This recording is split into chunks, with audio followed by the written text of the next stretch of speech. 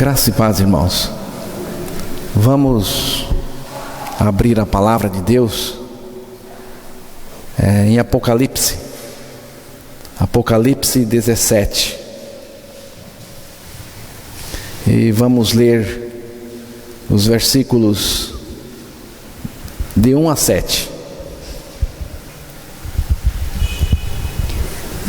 Veio um dos 7 anjos que tem as 7 taças e falou comigo dizendo: Vem mostrar-te-ei o julgamento da grande meretriz que se acha sentada sobre muitas águas, com quem se prostituíram os reis da terra, e com o vinho de sua devassidão foi que se embebedaram os que habitaram na terra. Transportou-me o anjo em espírito a um deserto e viu uma mulher montada numa besta escarlate, besta repleta de nomes de blasfêmias, com suas 7 cabeças e 10 chifres. Achava-se a mulher vestida de púrpura e de escarlata, adornada de ouro, de pedras preciosas e de pérolas, tendo na mão um cálice de ouro transbordante de abominações e com as imundícias da sua prostituição. Na sua fronte achava-se escrito um nome, um mistérios: Babilônia, a grande, a mãe das meretrizes e das abominações da terra. Então vi a mulher embriagada com o sangue dos santos e com o sangue das testemunhas de Jesus. E quando a vi, admirei-me com grande espanto. O anjo, porém, me disse: Por que te admiraste? Dir-te-ei o mistério da mulher e da besta que tem as 7 cabeças e os 10 chifres e que leva a mulher. Que Deus revele a sua palavra para nós nesta manhã, em nome do nosso Salvador Jesus Cristo.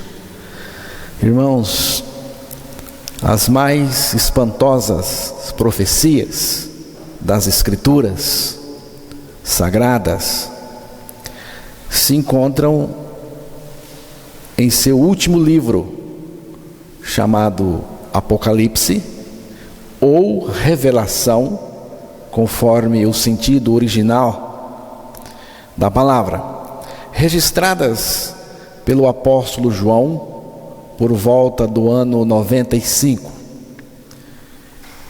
E mais uma coisa ainda: João afirmou ter recebido do próprio Jesus Cristo ressurreto essa série de visões do julgamento final de Deus sobre a humanidade que findaria a história. O capítulo 17, que ouvimos um trecho inicial da leitura, é uma dessas visões onde lemos sobre uma horrenda besta escarlate com 7 cabeças e 10 chifres. Pela sua descrição, irmãos, percebemos que é a mesma criatura terrível que foi descrita anteriormente 3 vezes.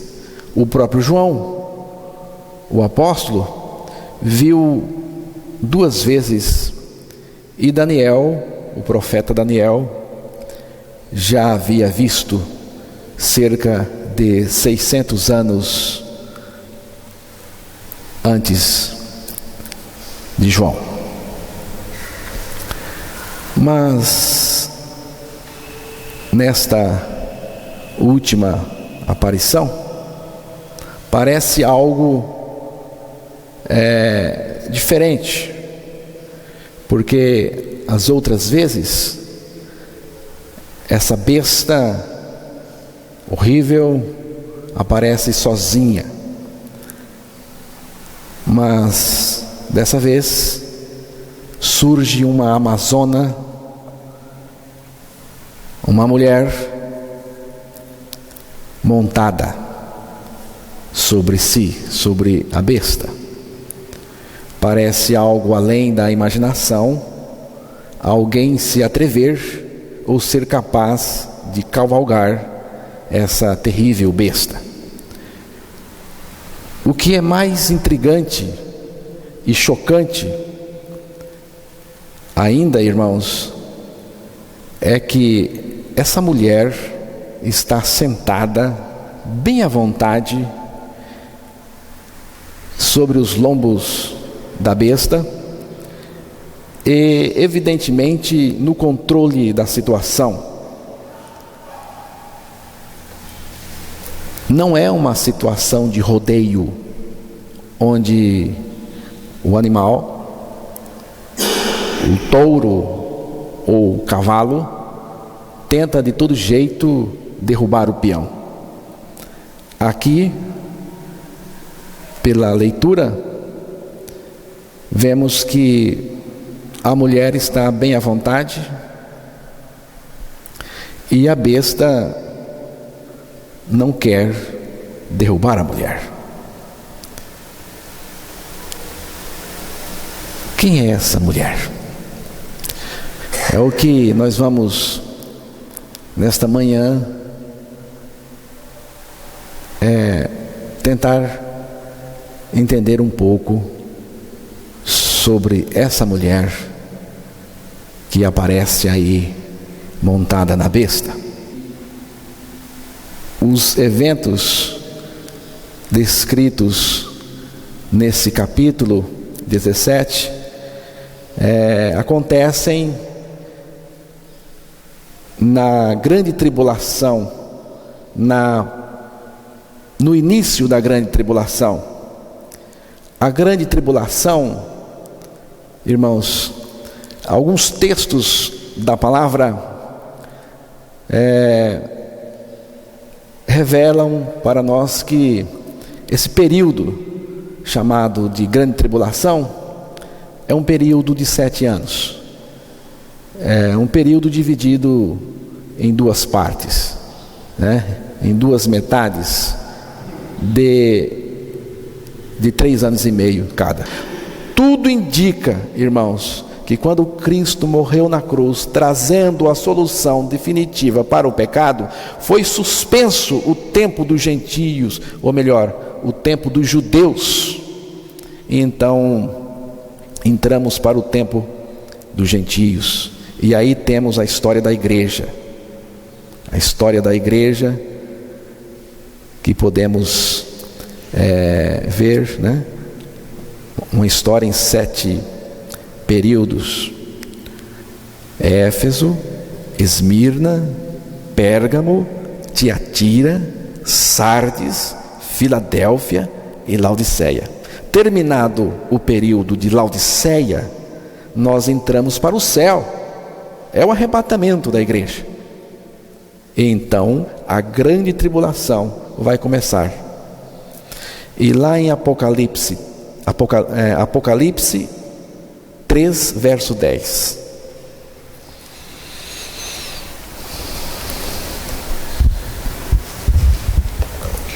Porque guardaste a palavra da minha perseverança, também eu te guardarei da hora da provação que há de vir sobre o mundo inteiro, para experimentar os que habitam sobre a terra.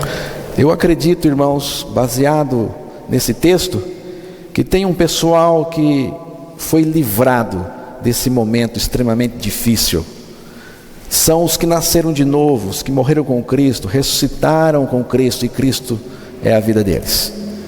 Então teremos o início da grande tribulação e também os eventos descritos em Apocalipse 17. O capítulo 17 de Apocalipse, irmãos, parece considerar a Babilônia religiosa, ou seja, um sistema religioso anti-evangelho e sua destruição, porque Deus vai destruir. Se você fizer um estudo detalhado das religiões em todo o mundo, considerando o catolicismo romano e por extensão o protestantismo apenas formal, você vai ver que há uma ligação com Babilônia. A grande meretriz descrita neste capítulo, a grande meretriz, a mulher montada na besta, descrita neste capítulo 17, é um retrato da cristandade apóstata do tempo do fim. Quando o arrebatamento da igreja ocorrer, todos os verdadeiros crentes, regenerados, nascidos de novo, serão levados para estar com o Senhor. Mas aqui ficaram milhões dos que tinham apenas uma profissão de fé em Jesus Cristo e alegavam ser cristãos sem terem nascidos de novo. Esses constituirão a igreja apóstata, que dominará o cenário religioso e político até a metade dos 7 anos que antecede o retorno de Jesus para governar a terra. A mulher que João viu estava sentada sobre uma besta escarlata, com 7 cabeças e 10 chifres. Esse animal representa, irmãos, tanto o anticristo como o seu reino que acontecerá no final dos tempos nesta terra, conforme Apocalipse 13, capítulo 13, que nós não vamos ler agora. O fato de estar sentada sobre a besta indica que ela cooperará com o anticristo e o falso profeta, o seu ajudante, na obtenção dos seus objetivos comuns, ou seja, a subjugação de todo mundo, à sua autoridade. Ao mesmo tempo, o poder político apoiará essa igreja apóstata, porque aquela besta que a mulher cavalga, tanto é o anticristo, como também o sistema político que ele vai estabelecer nesta terra. A mulher usa vestes de religião cerimonial, nas quais a púrpura e a escarlata destacam-se. Pelo título, irmãos, que está na fronte dela, ela está ligada com a religião babilônica, com o mistério da Babilônia. Lá está escrito o mistério da Babilônia, a grande Babilônia. É o título. Essa Babilônia, irmãos, o que é Babilônia? É um título que abarca, que abrange todas as religiões do mundo, em todos os tempos, e também as religiões cristãs que alegam que ter o nome de Jesus Cristo, mas não tem o conteúdo, não tem a vida dele, não tem a realidade. Vamos ler o versículo 5 de Apocalipse 17. Na sua fronte achava-se escrito um nome, um mistério: Babilônia, a grande, a mãe das meretrizes e das abominações da terra. Irmãos, na linguagem simbólica da palavra de Deus, uma mulher pode simbolizar uma igreja, A mulher, na palavra, pode ter esse sentido, pode ter esse símbolo. A igreja verdadeira é considerada a noiva, A noiva do Cordeiro, a virgem pura, E Jesus mostrou isso lá em Efésios capítulo 5, versículo 27.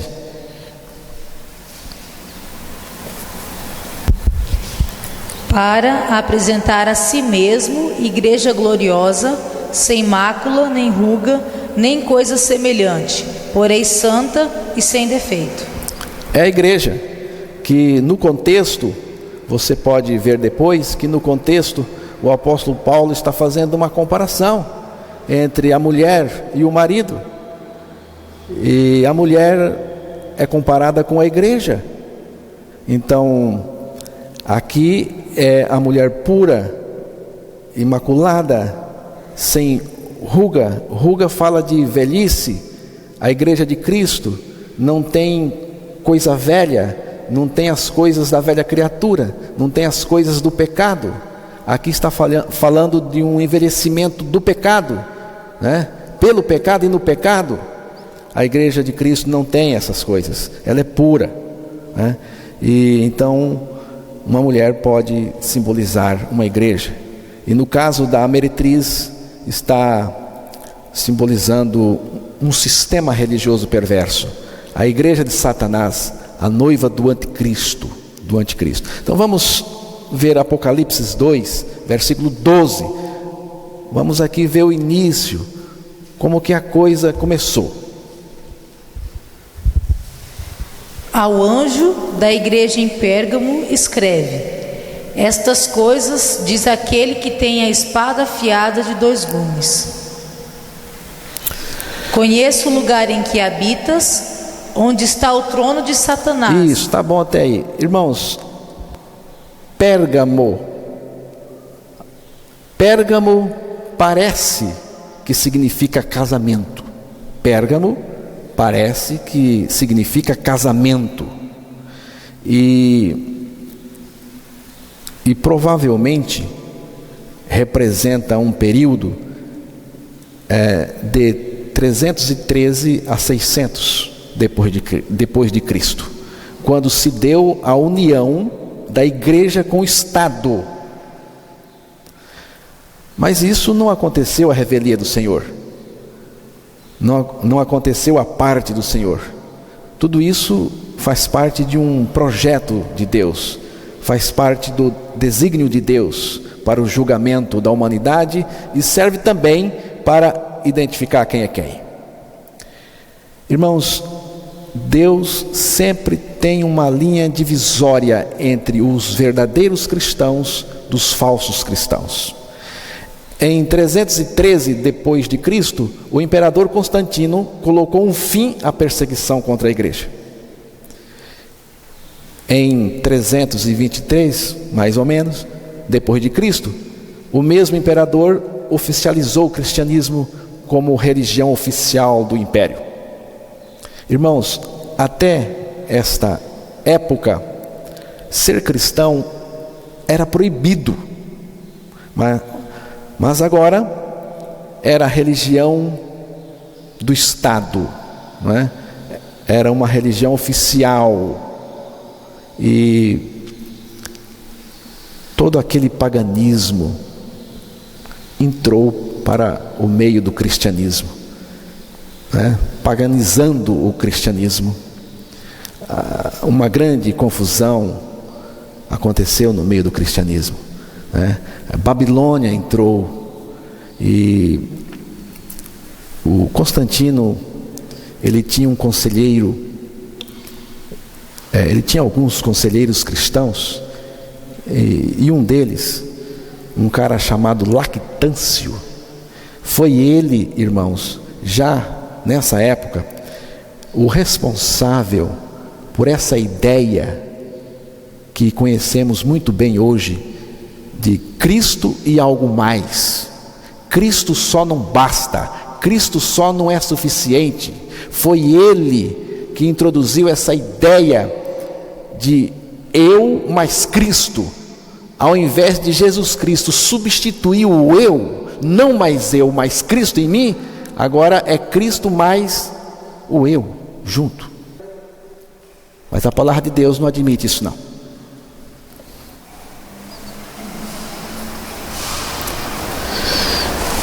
Irmãos, Apocalipse 3, versículo 20.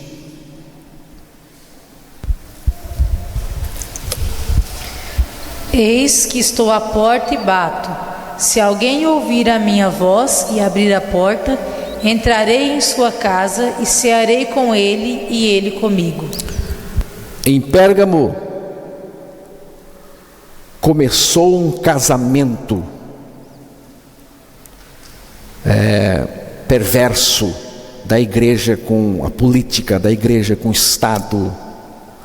E agora estamos vendo uma igreja que puxou o cartão vermelho para Jesus. Jesus está fora, não é? E essa igreja que puxou o cartão vermelho para Jesus é a mesma que depois cavalgará a besta num projeto religioso e de poder em parceria com o anticristo. Vamos ver agora algumas características desse sistema perverso, desse sistema religioso anti-evangelho representado naquela mulher. Apocalipse 17, verso 1. Veio um dos 7 anjos que tem as 7 taças e falou comigo dizendo: Vem, mostrar-te-ei o julgamento da grande meretriz que se acha sentada sobre muitas águas. Primeira coisa, irmãos, esse sistema perverso, essa igreja falsa, será julgada pelo Senhor. O Senhor diz aí nesse texto: veio um dos 7 anjos que tem as 7 taças e falou comigo dizendo: vem, mostrar-te-ei o julgamento da grande meretriz. Deus vai julgá-la, irmãos. Deus irá julgar a grande meretriz. O casamento desse sistema religioso impuro com a besta, o anticristo, o governo mundial, no período tribulacional, acabará numa grande crise. Provavelmente, no final desse período, ocorrerá o seu julgamento e destruição total. Deus, irmãos, usará o próprio anticristo e a sua confederação de nações para cumprir o seu propósito. Apocalipse 17, versículo 16 e 17. Os 10 chifres que viste e a besta, esses odiarão a meretriz e a farão devastada e despojada, e lhe comerão as carnes e a consumirão no fogo, porque em seu coração incutiu Deus que realize o seu pensamento. O executem a uma e deem à besta o reino que possuem, até que se cumpra a palavra de Deus. Isso acontecerá, tudo indica, irmãos, na metade da grande tribulação. O anticristo e os seus aliados aborrecerão a meretriz, essa igreja, esse sistema religioso perverso, e irão destruí-la cruelmente. A partir desse ponto, irmãos, o anticristo não vai dividir o poder com ninguém e vai exigir adoração só para ele. Ele se tornará o único objeto de culto em todo o mundo, e não haverá mais nenhuma igreja, nenhuma sinagoga, nenhuma mesquita ou coisa semelhante invocando algum deus ou ídolo. Toda adoração, todo louvor, por gesto, palavras e ações, terá que ser direcionada diretamente ao anticristo. Mas o julgamento de Deus é ainda maior. O julgamento pior de Deus é a condenação dessa meretriz, dessa igreja falsa, pecaminosa, no lago de fogo eternamente. Verso 1 novamente, Apocalipse 17. Veio um dos 7 anjos que tem as 7 taças e falou comigo dizendo: Vem, mostrar-te-ei o julgamento da grande meretriz que se acha sentada sobre muitas águas. Primeiro, o texto destacou o julgamento. Deus não tolera. Deus não tolera. E vai julgar. Agora, uma outra característica, diz aí, a grande meretriz que se acha sentada sobre muitas águas. O que são essas muitas águas? Versículo 15. Falou-me ainda: as águas que viste, onde a meretriz está assentada, são povos, multidões, nações e línguas. Viu? As águas que viste, onde se assenta a prostituta, são povos, multidões, nações e língua. Irmãos, ela domina e controla multidões. Ela poderá alegar que ganhou o mundo para Cristo. Será um sistema religioso cheio de gente. É a porta larga. É o caminho largo. Ela é também apoiada por todas as nações. Ela alega ser noiva de Cristo, mas é uma prostituta que seduz muita gente. Lembre-se, irmãos, que Jesus nos disse: não temais, ó pequenino rebanho, porque o vosso Pai vos agradou vos dar o reino. Então, você leu o texto? O 2. Com quem se prostituíram os reis da terra, e com o vinho de sua devassidão foi que se embebedaram os que habitaram na terra. Irmãos, outra característica, ela produz uma embriaguez naqueles que aderiram ao seu sistema. Aqui são os reis da terra, com seus súditos, aderindo o sistema religioso da prostituta. Aderir o seu sistema é prostituir-se com ela. Diz aqui que se embebedaram com o vinho da sua devassidão. Você sabe o que é vinho aqui? Vinho aqui já está dito, é a devassidão. Devassidão é o caráter pecaminoso da pessoa. Ela é devassa, e os devassos vieram se unir a ela. A mulher e os seus amantes estão ébrios de pecado. A mulher e os seus amantes estão ébrios, bêbados de pecado. E quando a gente prega a libertação do pecado, dão a cara com a gente. Versículos 2, 3 e 4. Com quem se prostituíram os reis da terra, e com o vinho de sua devassidão foi com que se embebedaram os que habitam na terra. Transportou-me o anjo em espírito a um deserto, e vi uma mulher montada numa besta, escarlate, besta repleta de nomes de blasfêmias, com 7 cabeças e 10 chifres. Achava-se a mulher vestida de púrpura e de escarlata, adornada de ouro, de pedras preciosas e de pérolas, tendo na mão um cálice de ouro, transbordante de abominações e com as imundícias da sua prostituição. Irmãos, é um sistema com ênfase em prosperidade material e condutor de negócios políticos. Embora Deus possa prosperar uma pessoa, eu creio, mas a prosperidade material não é o foco do cristão.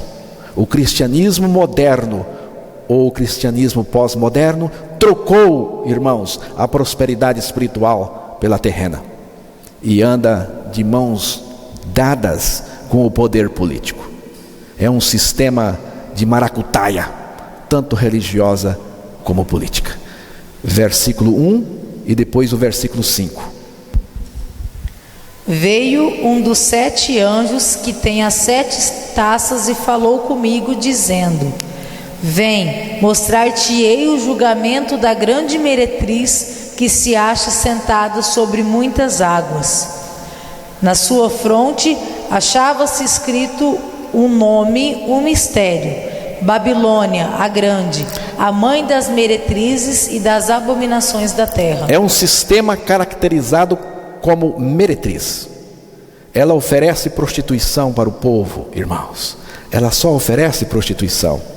O que é prostituição espiritual aqui? O que é prostituição aqui no texto? É tudo aquilo que afasta a pessoa da suficiência singular de Jesus Cristo. Aqui está a coisa pior dessa prostituta, irmãos. A religião é isso. Qualquer religião só procura afastar a pessoa da suficiência singular de Jesus Cristo. O sistema religioso faz isso, e faz bem feito.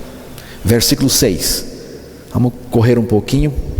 Então vi a mulher embriagada com o sangue dos santos e com o sangue das testemunhas de Jesus. E quando a vi, admirei-me com grande espanto. É um sistema perseguidor dos santos. Viu, irmãos? É um sistema perseguidor do Evangelho. Persegue os nascidos de novo. Persegue a mensagem do novo nascimento. É culpada de derramar o sangue dos santos em todos os tempos da história, mas principalmente no primeiro período da grande tribulação. Ela é contra o Evangelho, é contra a suficiência de Cristo. Verso 4. Achava-se a mulher vestida de púrpura e de escarlata, adornada de ouro, de pedras preciosas e de pérolas, tendo na mão um cálice de ouro transbordante de abominações e com as imundícias da sua prostituição. A grande meretriz está vestida de púrpura e de escarlata, cores da realeza e da grandeza nos tempos antigos. É a cor dos reis, irmãos. É a cor de Roma antiga. É a cor da religião do Vaticano. É a cor da besta. É vermelha também. É a cor do dragão, que é Satanás. É vermelho também. É a cor do pecado. É um sistema todo envolvido com a iniquidade. É um sistema, irmãos, que prioriza a aparência, mas esquece da realidade interior.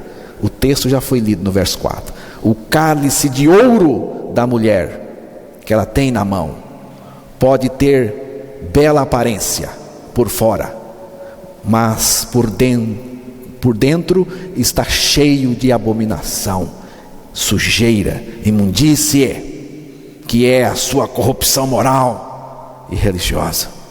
O cálice do sistema religioso é o cálice do demônio. Jesus veio trazer conteúdo, irmãos, mas conteúdo verdadeiro para colocar dentro de nós pelo Evangelho. O conteúdo de Deus é Cristo em nós, mas para Cristo estar em nós, primeiro é preciso morrer com Ele naquela cruz. João ficou admirado. Quando ele viu a mulher, ele ficou admirado. E o anjo, porém, lhe disse: por que você está admirado, João?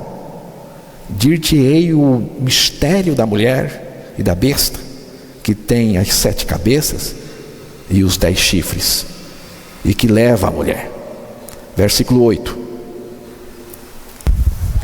A besta que viste era e não é, está para emergir do abismo e caminha para a destruição. E aqueles que habitam sobre a terra, cujos nomes não foram escritos no livro da vida desde a fundação do mundo, se admirarão, vendo a besta que era e não é, mas aparecerá. Preste atenção aqui. A besta que era e não é, refere-se ao antigo Império Romano, como existiu na forma imperial até a sua destruição por Odoacro, rei dos Érulos. está para emergir do abismo. Fala do ressurgimento do Império Romano na pessoa do Anticristo no final dos tempos.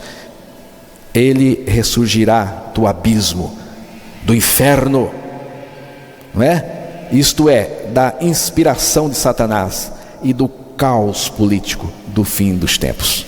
Aqueles que nasceram de novo, ou melhor, aqueles que não nasceram de novo, se admirarão vendo e seguindo a besta, mas serão destruídos com a besta. Veja o verso 9 e 10. Aqui está o sentido que tem sabedoria. As 7 cabeças são 7 montes, nos quais a mulher está sentada. São também 7 reis, dos quais caíram 5. Um existe e o outro ainda não chegou, e quando chegar tem de durar pouco. As 7 cabeças são 7 montes, está dito aí. Os 7 montes referem-se à cidade de Roma, irmãos.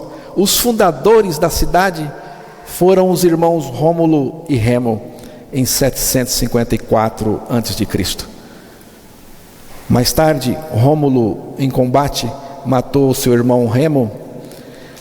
A cidade foi edificada, irmãos, em cima de 7 montes, ou colinas, conhecidas pelos nomes Aventino, Paladino, Célio, Esquilino, Vitimal, Quirinal e Capitólio. Não há dúvida nenhuma, é Roma.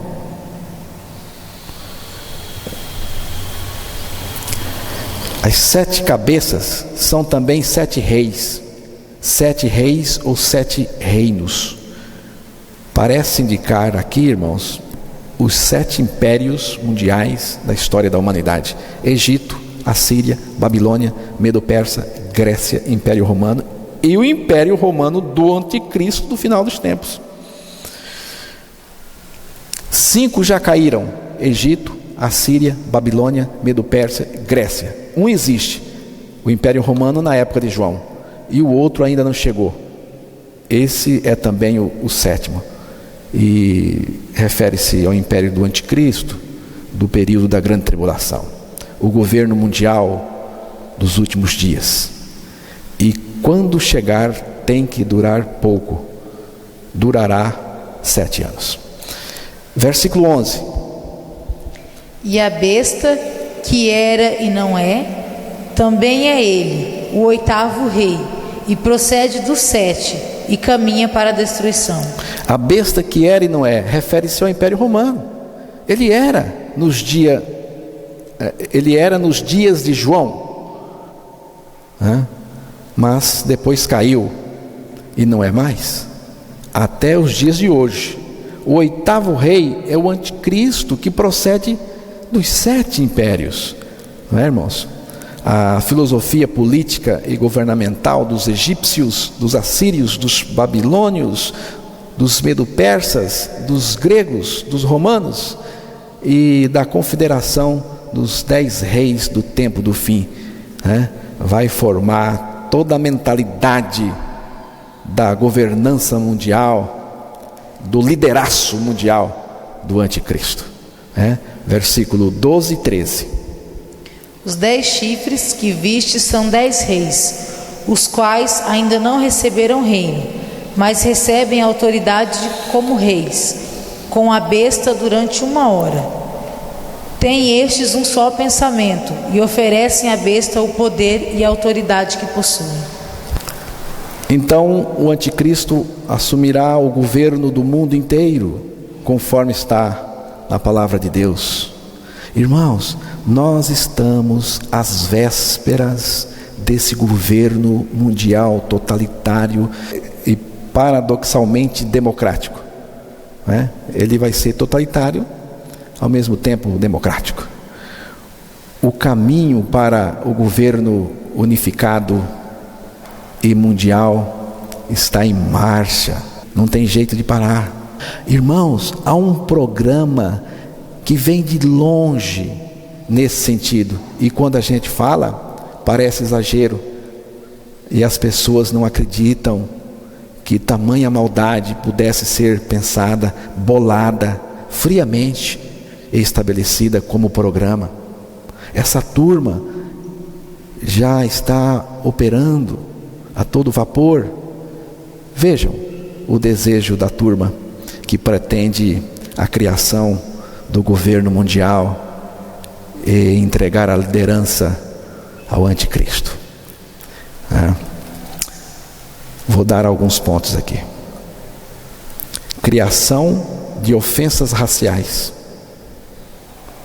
mudança contínua e criação de confusão, ensino de sexo e homossexualidade às crianças nas escolas, o quanto antes melhor. Por isso já querem colocar as crianças com 4 anos nas escolas, minar a autoridade das escolas e dos professores. Já é uma realidade. Promover bebedeiras, bebida em excesso, esvaziamento das igrejas no que diz respeito ao seu conteúdo essencial, é o que estamos vendo. Criar sistemas legais inconfiáveis com o viés de protegerem os bandidos e não as vítimas do crime. Encorajamento da ruptura dos laços familiares. Vocês estão vendo. A destruição dos valores judaico-cristãos, o Velho Testamento e o Novo.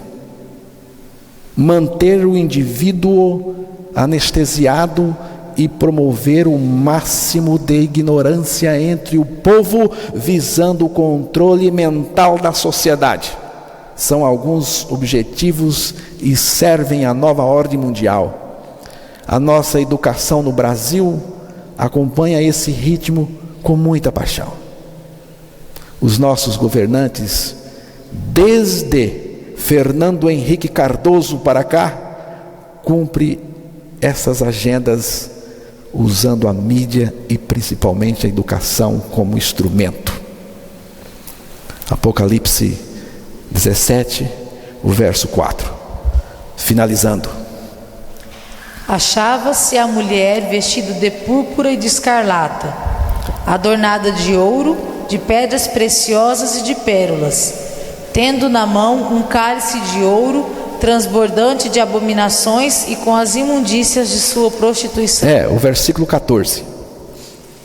Pelejarão eles contra o Cordeiro, e o Cordeiro os vencerá, pois é o Senhor dos senhores e o Rei dos reis. Vencerão também os chamados, eleitos e fiéis que se acham com ele. Os 10 reis, a besta e o resto do mundo terão a audácia inominável. Pelejarão eles contra o Cordeiro, e o Cordeiro os vencerá, pois é o Senhor dos senhores e o Rei dos reis. Vencerão também os chamados eleitos e fiéis que se acham com ele. Esta batalha ocorrerá no final dos 7 anos de grande tribulação. O Senhor não estará sozinho nesta batalha. Os santos que foram arrebatados estarão com ele. A vitória é do Senhor, mas os salvos partilharão dos resultados do seu triunfo. Os detalhes dessa batalha você encontra no capítulo 19 de Apocalipse, mas é assunto para um outro dia. Amém, irmãos?